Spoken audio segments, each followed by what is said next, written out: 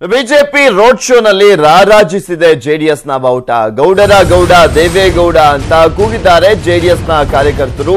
BJP ಕಾರ್ಯಕರ್ತರಿಂದ Modi Modi ಅಂತ ಕೂಡ ಪ್ರತಿಯಾಗಿ ಘೋಷಣೆಯನ್ನ ಕೂಗಲಾಗಿದೆ. ಗೌಡರ ಗೌಡ ದೇವೇಗೌಡ ಅಂತ ಜೆಡಿಎಸ್ನ ಕಾರ್ಯಕರ್ತರು ಕೂಗಿದ್ರೆ ಮೋದಿ ಮೋದಿ ಅಂತ ಬಿಜೆಪಿ ಕಾರ್ಯಕರ್ತರು ಕೂಗಿದ್ದಾರೆ. ತುಮಕೂರು ತಾಲೂಕಿನ ಹೆಬ್ಬೂರಿನಲ್ಲಿ ನಡೆದಿರುವಂತಹ ಘಟನೆ ಇದು. ಬಿಜೆಪಿ ರ್ಯಾಲಿಯಲ್ಲಿ ಬಾವುಟವನ್ನ ಪ್ರದರ್ಶಿಸಿ ಜೆಡಿಎಸ್ನಿಂದ ಖ್ಯಾತಿಯನ್ನ ತೆಗೆಯಲಾಗಿತ್ತು. ಆರ್ ಅಶೋಕ್ ನೇತೃತ್ವದಲ್ಲಿ ನಡೀತಾ ಇದ್ದಂತ ರ್ಯಾಲಿಯ ಸಂದರ್ಭದಲ್ಲಿ ಈ ಒಂದು ಘಟನೆ ನಡೆದಿದೆ. ನೀವು ಕೂಡ ನೋಡ್ತಾ ಇದ್ದೀರಾ ದೃಶ್ಯಾವಳಿಗಳಲ್ಲಿ. ಅಲ್ಲಿ ಬಿಜೆಪಿಯ ಬಾವುಟಗಳ ಜೊತೆಯಲ್ಲಿ ಜೆಡಿಎಸ್ನ ಬಾವುಟ ಕೂಡ ಇದೆ.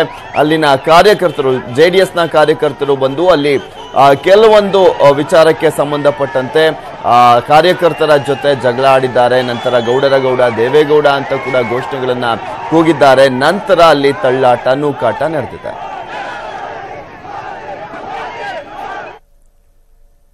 ಸಕ್ಕರೆ ನಾಡು ಮಂಡ್ಯದಲ್ಲಿ ರಾಜಕೀಯ ಅಖಾಡ ರಂಗೇರಿದೆ. ಇಂದು ಪುತ್ರನ ಪರವಾಗಿ ಸಿಎಂ ಕುಮಾರಸ್ವಾಮಿ ಭರ್ಜರಿ ಪ್ರಚಾರವನ್ನ ನಡೆಸಲಿದ್ದಾರೆ.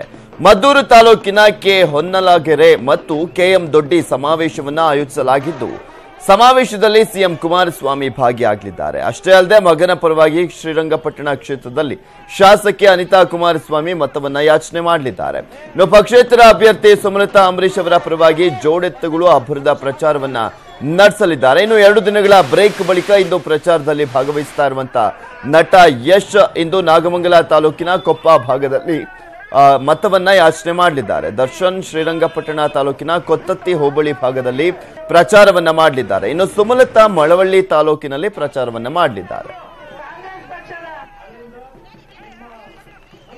ಬೆಂಗಳೂರು ಗ್ರಾಮಾಂತರ ಕ್ಷೇತ್ರದ ಮೈತ್ರಿ ಅಭ್ಯರ್ಥಿ ಡಿಕೆ ಸುರೇಶ್ ಪರ ಸಚಿವ ಡಿಕೆ ಶಿವಕುಮಾರ್ ಪ್ರಚಾರವನ್ನ ನಡೆಸಿದ್ರು. ರಾಮನಗರದ ಚನ್ನಪಟ್ಟಣದಲ್ಲಿ ಕ್ಯಾಂಪೇನ್ ಅನ್ನ ಮಾಡಿದ್ರು ಅವರ ಸಹೋದರನ ಪರವಾಗಿ. ಈ ವೇಳೆ ಮಾಜಿ ಶಾಸಕ ಸಿಪಿ ಯೋಗೇಶ್ವರ್ ವಿರುದ್ಧ ಡಿಕೆಶಿ ಕಿಡಿಕಾರಿದ್ರು. ಅವನು ಗಂಡಸಾಗಿದ್ರೆ ಈ ಚುನಾವಣೆಯಲ್ಲಿ ಸ್ಪರ್ಧೆ ಮಾಡ್ತಾ ಇದ್ದ, ಆದ್ರೆ ಭಯ ಬಿದ್ದು ಕಣದಿಂದ ಹಿಂದೆ ಸರಿದಿದ್ದಾರೆ ಅಂತ ವಾಗ್ದಾಳಿಯನ್ನ ನಡೆಸಿದ್ರು.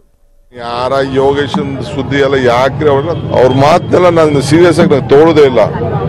ಯಡಿಯೂರಪ್ಪನೇ ಸೀರಿಯಸ್ ಆಗಿ ತಗೊಳ್ಳೋದಿಲ್ಲ, ನಾನ್ಯಾಕೆ ಸೀರಿಯಸ್ ಆಗಿ ತಗೊಳ್ಳಿ? ಬಿಜೆಪಿ ಅವರು ಅವ್ನ ಲೆಕ್ಕಕ್ಕೆ ಇಟ್ಕೊಂಡಿಲ್ಲ, ನಾನ್ಯಾಕೆ? ಅವ್ರ ಲೆಕ್ಕಕ್ಕೆ ಇಟ್ಕೊಂಡಿದ್ರೆ ಅವ್ರನ್ನ ಕ್ಯಾಂಡಿಡೇಟ್ ಆಗಿ ಗಂಡಸು ಅಂತ ನಿಲ್ಲಿಸಿದ್ರು. ಪಾಪ ಇಲ್ಲ, ಯಾಕೆ ಸುಮ್ಮನೆ ಅವ್ನ ಯಾಕೆ ನಾನು ರಿಸ್ಕ್ ತಗೊಳ್ಳಿ ಬಿಡಿ.